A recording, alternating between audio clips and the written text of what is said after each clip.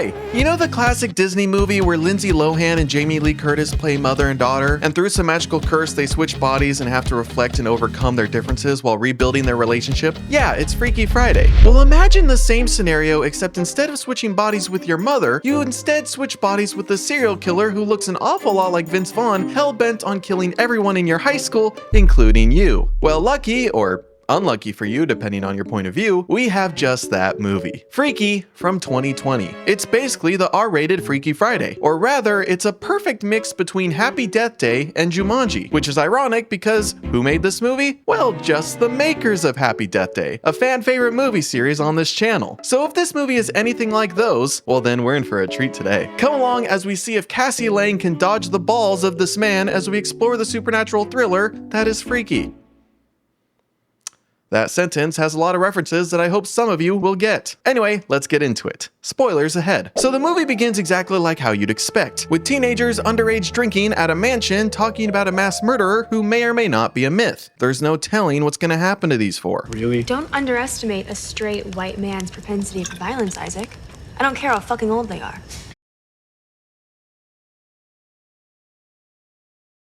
What will this year's story be? Spoiler, thank God he dies, because listening to that was atrocious, just like how some of you probably feel listening to my videos. Anyway, Deep Voice Kid goes down to the basement where he accidentally breaks this bottle in which the longest scene plays out, eventually resulting in his death. This looks so expensive. Damn it.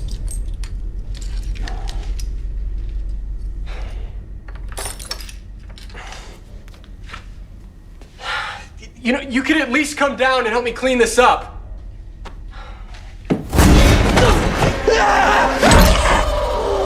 Yeah, remember how I said this is rated R? Yeah, it's rated R. This girl also dies brutally, after falling for no reason. Then these two finish their canoodling, in which this guy says this. Can we go 3 more minutes? That's all I need. You know, that's really inconsiderate. Then he brutally dies as well. So brutal that it's laughable. The last girl does manage to evade the killer, however. A, because he decides to bust through the window and stop, for some reason. B, he misses the spear throw. And C, she hides in a closet, where there's some random lighting shining on her that makes no sense whatsoever. But since horror movie has to horror movie, she leaves her 10 out of 10 hiding spot only to still be impaled by said spear. I guess my man is Hawkeye because apparently he never misses. Put the mask back on. Anyway, Vince Vaughn sees a magic-looking dagger that I'm sure won't come up later in the film. Then we finally see Catherine Newton's character, Millie, who wakes up to the most obnoxious alarm ever. Then, to give a little context to her family, her sister's a cop and her mom is somewhat of an alcoholic, after her husband and Millie's dad passed away about a year ago. And because of that, Millie has been trying to be close to her mom, to take care of her, resulting in her not really living her own life as she decides not to go to homecoming. Side note, this scene is really well done for one main reason. Millie's mom makes breakfast and Millie stays to eat said breakfast. Wow, what a crazy concept. She doesn't just grab one slice of bread and rush off to school, like every other movie has done for the last 40 years. Anyway, Millie heads towards school where we get the best character of the movie. This little guy, I love him. My family has a pet dachshund and she is the best. Then this guy Josh ruins it. I love your black wiener, Mr. Daniels. Joshua. The dog is black, Nyla.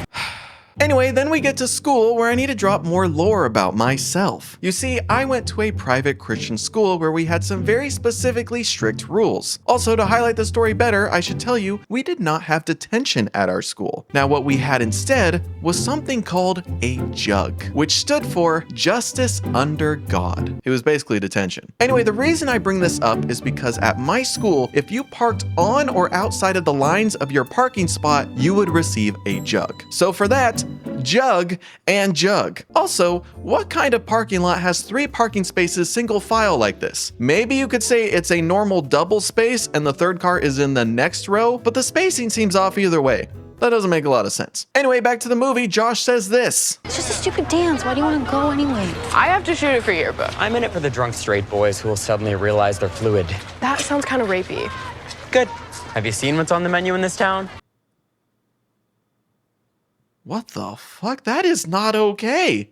Also, low-key foreshadowing. Then Millie and her friend Nyla has a heart-to-heart about how she needs to get out and live her own life without her mom. Which is sweet and all, but we know it never happened in real life, especially before first period PE. Hey, Be sure to live your life. You're meant for so much more than this. I believe in you. Now go climb that rope. We don't got all day. Then man who I fear will never get laid in his life barks at Millie for some reason. And then short ass girl makes fun of Millie for wearing clothes from a discount Goodwill like store that her mom works at. In which I would have said, yeah, it looks like you shop there too. I mean, later in the movie, you're wearing a dress with a zipper in the front over a long sleeve turtleneck. It looks like you're trying to be like the killer who wears a t-shirt over his long sleeve. Like, girl, I may not have good fashion, but I ain't taking advice from you. Then Millie is late to class, which, oh my god, she's so relatable. She just like me for real. You know how else you can be relatable? Be on time. Then the king of all dicks, teacher man, yells at her for not having her presentation ready days before her presentation is actually due. This part I'm not even joking about. He literally is just a dick in this scene for no reason. But then the entire school gets made aware of their classmates who died at the beginning of the movie. Oh my god, it's a slaughterhouse. This man's testing me. By the way, side note, I saw that the actor goes by she, they now, but for the sake of this video, I'm only going to be talking about their character, so I will be referring to them as he, just letting you know, so the comments don't attack me. But even with all the deaths, the school decides to do legitimately nothing, and Millie and her friends all go to the game, in which Millie is the mascot. Go Beavs. But the football players, except Lover McLoverboy, say how ugly she is, and I quote, "Only beaver nobody would touch!" You brown bag her face, she's sort of doable. Okay, first of all, guys like this do not exist, or rather they shouldn't. Secondly, am I gonna have to bring up the glasses analogy again like I did with the Summer I Turned Pretty? Katherine Newton is not even remotely unattractive. This trope is stupid. Now you might just think, aw, Aaron, you just believe everyone is beautiful. No, there's ugly men, ugly women, but rarely does the ugly but low-key beautiful trope actually work in Hollywood. Everyone's attractive over there. Anyway, after the game, Millie waits for her mom to pick her up, in which she doesn't because she's drunk. So Millie is all alone. Also, she has 3% battery on her phone, immediately gets a phone call, and the battery dies. That's not how battery life works. It does not die that fast, unless you're playing like Flappy Bird or something. Anyway, Killer Man is aura farming in the parking lot for some reason. Then the slowest chase scene ever happens, in which I would have given Millie a pass and she was still wearing the mascot outfit, so I thought it'd be harder for her to run in. Then I say she could have just taken off her shoes to run faster, but she didn't. I mean, look at this. Come on, it's your life you're trying to save right now. Anyway, the killer catches up to her and stabs her with the magic dagger, which somehow hurts them both, and the moon and cloud start doing some crazy shit. Then her sister saves her by shooting up into the sky, instead of, oh, I don't know, shooting him? I don't know what was the best choice in that scenario, but I don't think what she did was. Anyway, Millie is rescued and takes a bath to unwind after getting stabbed. In which, why would you take a bath? Would that not hurt to have the soap getting into your wound? Ow! But then the movie really begins as some magical magic starts magicking, and by the next morning, aka Friday the 13th, we see that Millie and the butcher have switched bodies. Also, shout out to the docs in PJs. Those are sick. Anyway, so Killer Man, now dressed as Millie, realizes who he is and tries to be subtle about it. Boy, is he subtle. I'm sorry, I don't care who you are. If I see this, I'm booking my flight to Yemen or wherever Chandler tried to escape Janice. Meanwhile, actual Millie, now looking like the killer, is stressed out and running around the city with wanted signs of her everywhere. Also, shout out to Vince Vaughn, he plays this perfectly. I don't know what it is with middle-aged actors playing teenage girls and doing so well at it, but here we are. But the killer decides to aura farm with a red leather jacket playing the most bizarre song switch up ever. Will be.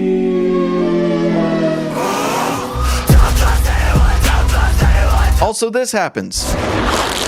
Thanks, movie. That was really unnecessary. Also, for a guy who struggled to even get words out and lives on a mattress in an abandoned building, it's amazing how good the killer is at applying makeup and lipstick. Then Ryler, the weirdly dressed popular girl, tries to get the inside scoop on what happened to Millie, only to see actual Millie as the killer taking a shower in their school. Millie, why did you think that would be a good idea? You know what you look like. But an even better idea was for the school to have a cryo chamber readily available for any student to use, in which the killer shoves Ryler into and freezes her to death. I mean, look at this.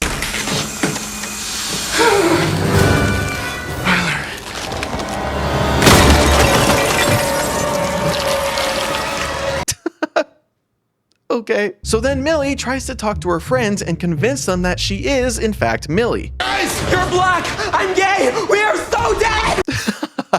Okay, that might be his best and only good joke in this movie. But she somehow convinces them that she's her by revealing surface level things that, in my opinion, any stalker could have figured out. Either way, they believe her. Then we have this scene, which I almost don't want to show. This is ridiculous. You guys gotta see this. This is like a floppy anteater. Then the killer goes after the woodshop teacher, in which he beats him because he's in a smaller body than he's used to. Then the teacher says this: Self-defense. I had to do it. I'll see you in the principal's office. Wow, the principal's office instead of calling the police after a student attacked you. You're a smart man. Then he attacks again, only for the teacher to win once more, and proceeds to kick the shit out of him and says this: That's what you get for fucking with me, Missy. You know, one thing I'll give this movie is most of the people the killer kills, you don't feel that bad about them dying. The teacher was a dick until the very end, which by the way, his end was a screwdriver to the throat, but most importantly, a saw. Yeah, I can't show that on YouTube. If only he had Buck who could have saved him. Feel free to check out my 911 video if you haven't. Also, side note, I have a Patreon. I try to post at least one full unedited movie reaction over there per week, including this movie, K-pop Demon Hunters, The Wrong Paris, and more on the way. So feel free to check that out too, link in the description. Anyway, after killing the teacher, the butcher manages to use Millie's body as a way to avoid getting caught, and putting the blame on Millie as Vince Vaughn. So Millie and her friends run away to the discount store in which, hey, jug, but Millie hides in the dressing room. The dressing room in which her mom just so happens to be working at that time. Through the door, they have a big heart-to-heart about the struggles of Millie losing her dad and her mom losing her husband. It is quite forced and not something that would ever happen in real life, but just like Happy Death Day, they do actually handle the emotional moments really well in this movie. Until it gets kind of weird as her mom tries to ask her out, in which she has to say no.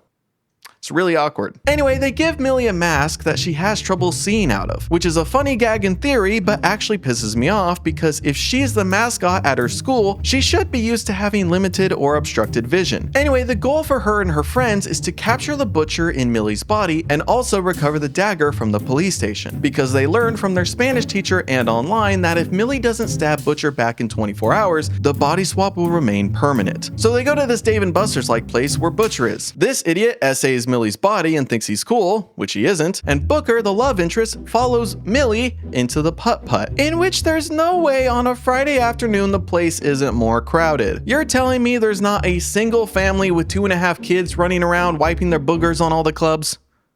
Really? Anyway, a scuffle breaks out, if you will, and Millie manages to knock out both the Butcher and Booker, and manages to escape the arcade with both of them. How they did that with no one seeing? We'll never know. Then they make a huge mistake by making Vince Vaughn be the first thing Booker sees when he wakes up. This is gonna sound really strange. Booker?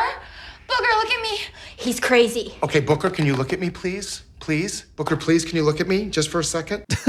Can we just acknowledge that both of these actors are doing a fantastic job? Catherine Newton is actually creeping me out with how good she is at being the killer, and Vince Vaughn's just perfect in this as well. Anyway, Booker doesn't really believe that she's actually her, so she recites a poem she apparently wrote him and put in his locker anonymously, which makes Booker really happy, even though in my opinion, that would creep me out more. That does not prove that that's Millie. That proves to me that there's this really creepy stalker who kidnapped me and is leaving me love notes in my locker. Nonetheless, Booker believes her and is now on board, and they devise a plan to go and get the dagger. And they decide to leave this man behind to watch the Butcher, which might be the single dumbest thing in this movie. Not only would he lose to a fetus if it could fight, but also the police are actively looking for the Butcher, so Millie should stay put. But either way, they head to the police station.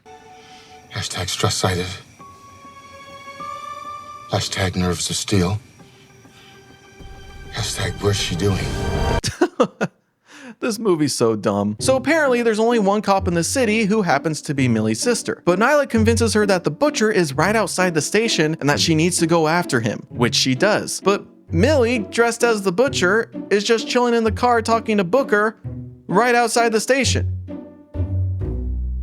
What was the plan here? Her sister could have literally seen her and arrested her. How she didn't see her, I don't know, but why would you even bring Millie as the Butcher if you were gonna use him as bait for the plan, but you didn't actually want him to get What? But it works somehow, and Nyla manages to find the key to the evidence locker and recover the dagger. Man, that was easy. Meanwhile, like I said, Butcher and Booker are just chilling in the car, because they needed to be there apparently. And they have a heart-to-heart which started out wholesome and then kind of got disturbing. How weird is it that I kind of feel like kissing you right now? You'd be kissing a mass murderer with yellow teeth. You're still Millie to me.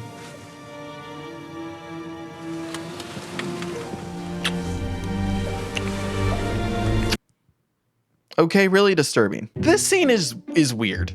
It's just weird. Now, is it because it's gay? Yes.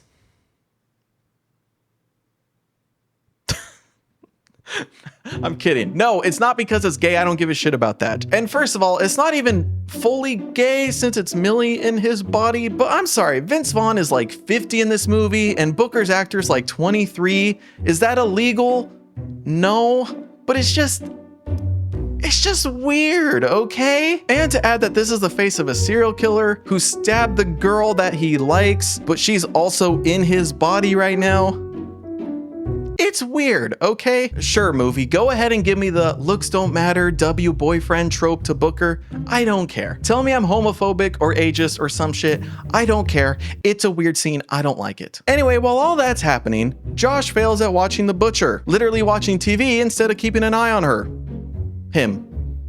Whatever, you know what I mean. Then his mom comes home and ruins everything. Now, to be super critical, the mom ruining everything would have been better had we not seen Josh failing at watching him beforehand. Would have given Josh a little more merit. But either way, the butcher escapes and makes his way to the police station where he's able to steal the dagger. Then through some random shit, Millie gets caught and then uncaught and then traps her sister in jail. That's a whole thing. And then they all make their way to the old mill where the homecoming party is, since the school canceled the actual homecoming. Glad the school finally did something. There, that turd of a human being tries essaying Millie's body again, this time with 3 other dudes. They even say this. Are you good at math, Millie? Because the way I see it, you have 3 holes and it all adds up. Okay, not only is that a fucked up as hell thing to say, but that's low-key kind of gay that you all want to do it together. You guys should reflect on yourselves and look inward on who you really are. That said, the butcher makes short work of them, with this guy saying, What the fuck did you do to my friends, you fucking bitch? wow, really seeing the anger and worry there, bud. Then, just like the chick at the beginning of the movie, my man falls and stays there with ample time to run, but doesn't and gets his,